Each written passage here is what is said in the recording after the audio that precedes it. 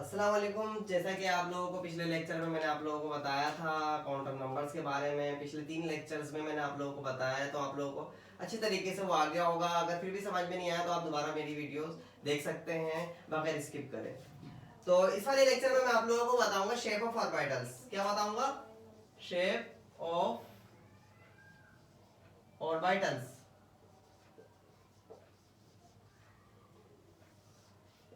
अब ये पहले देख लेते हैं ऑर्बिटल्स क्या होता है। Orbitals basically probability of finding electron होता है। ये मैं पिछले लेक्चर में भी बता चुका हूँ। फाइंडिंग इलेक्ट्रॉन, इलेक्ट्रॉन के फाइंडिंग मिलने की सबसे ज्यादा प्रोबेबिलिटी, सबसे ज्यादा चांसेस कहाँ पर होते हैं हम, क्योंकि चांसेस ही बता सकते हैं। ठीक है, जिस तरीके से हेजनबर्ग ने कहा था, जो मैं पीछे डिफाइन कर चुका हूँ, डिस्क्राइब कर चुका हूँ। ठीक है, अब सबशेल्स हम लोग यहाँ पर बताएंगे, क्योंकि सबशेल्स ही होते हैं एक एटम के अंदर, तो हम सबशेल्स यहाँ पे बताएंगे। एस सबशेल्स होता है, ठीक है, डी होता है, पी होता है और एफ होता है। आप लोगों से जो पेपर एग्जाम में सवाल होता है वो एस और डी के दरमियान ही होगा। पी में उसका ये पूछ सकता है, सॉरी, एस और पी के दरमियान होगा। डी में सिर्फ, डी और एफ में सिर्फ ये पूछ सकता है कि इसके अंदर ऑर्बिटल्स कितने हैं। ठीक है, तो जो हमारे पास बनाने की जो चीज आएगी वो एस आएगा और पी भी आ सकता है। ठीक है, एस और पी आ सकता है। ठीक है भाई, अब एस की बात करते हैं। तो एस की ओरिएंटेशन आप लोगों को जैसे कि पता है कि ओनली वन ओरिएंटेशन होती है इसकी। ठीक है, मतलब स्पेस के अंदर ये सिर्फ एक ही तरह से रहता है। ओरिएंटेशन इन स्पेस बात करते हैं हम लोग। अप्लाई मैग्नेटिक फील्ड अप्लाई करने के बाद उसकी ओरिएंटेशन क्या होती है। ठीक है, इसकी शेप क्या होती है? इसकी शेप होती है स्फेरिकल। क्या होती है? स्फेरिकल। स्फेरिकल का मतलब गोल। ठीक है भाई, दो चीजें कवर हो गई। एक हो गया हमारे पास इसकी ओरिएंटेशन क्या होती है, और दूसरा इसकी शेप क्या होती है। अच्छा भाई, अब बात करते हैं इसके अंदर जो है वो हमारे पास क्योंकि ओरिएंटेशन वन हो गई, स्फेरिकल शेप हो गई, अब इसमें एल की वैल्यू कितनी होती है? एल की वैल्यू जैसे कि आप लोगों को पता है इसके अंदर जीरो होती है। सही है, एल की वैल्यू जीरो होती है। तीन चीजें कवर हो गई। चौथी चीज क्या है? इसके अंदर finding of probability of finding electron uniformly distribute हुआ होता है। क्या हुआ होता है? यूनिफॉर्मली डिस्ट्रीब्यूट,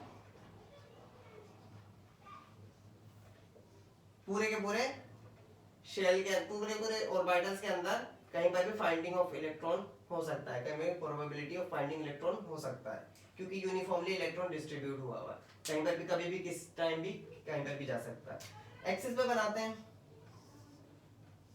मिसाल के तौर पर हमारे पास n की वैल्यू 1 है, तो शेल छोटा होगा। जब शेल छोटा होगा तो हमने ये बना दिया शेल। ये हमारे पास क्या आ गया? n इज इक्वल टू 1 पे।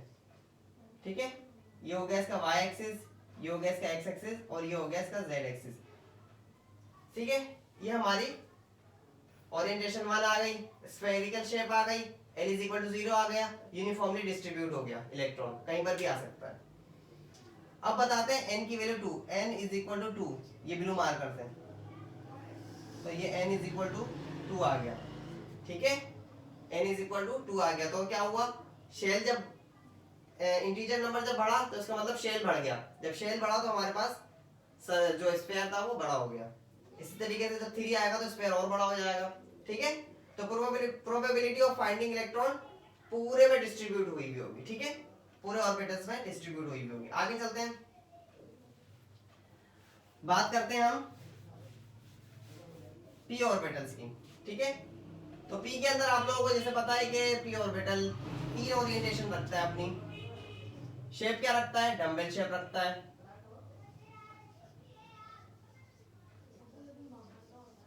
एल की वैल्यू क्या होती है? एल की वैल्यू 1 होती है।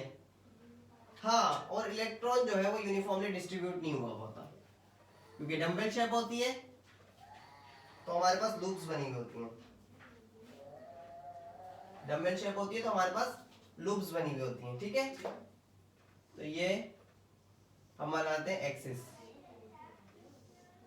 ये हो गया y पॉजिटिव और ये हो गया y नेगेटिव। ये हो गया x, ये हो गया z, ठीक है। लूप्स बनी हुई होती है, हमने बोला ना लूप्स बनी हुई होती है, तो इस तरीके से डम्बल शेप आ गई, ठीक है। ये आ गई डम्बल शेप, ये पॉजिटिव आ गया, ये नेगेटिव आ गया, दो लूप्स हो गई। अच्छा इसी तरीके से ये आ गया x पॉजिटिव और ये आ गया x नेगेटिव,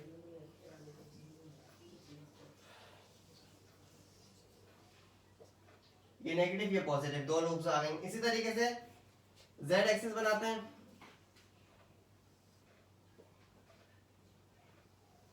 ये आ गया z पॉजिटिव और ये आ गया z नेगेटिव, ठीक है।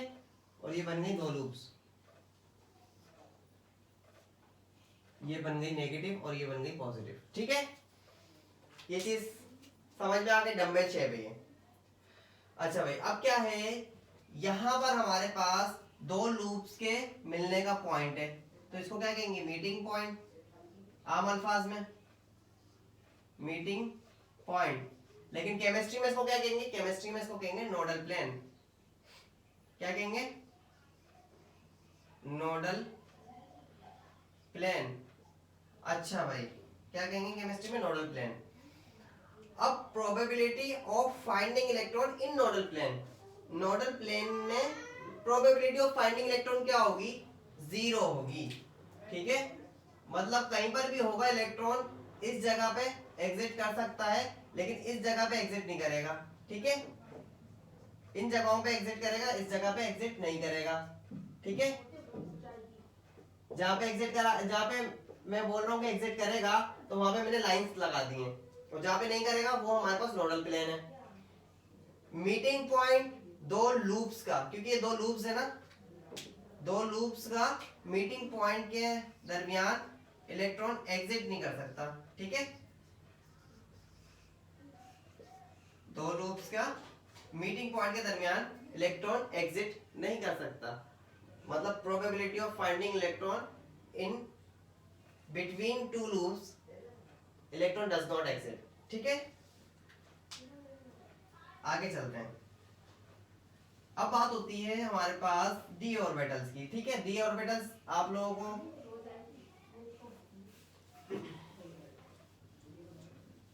डी ऑर्बिटल्स आप लोग बना नहीं सकते, लेकिन आप लोगों को पता जरूर होना चाहिए।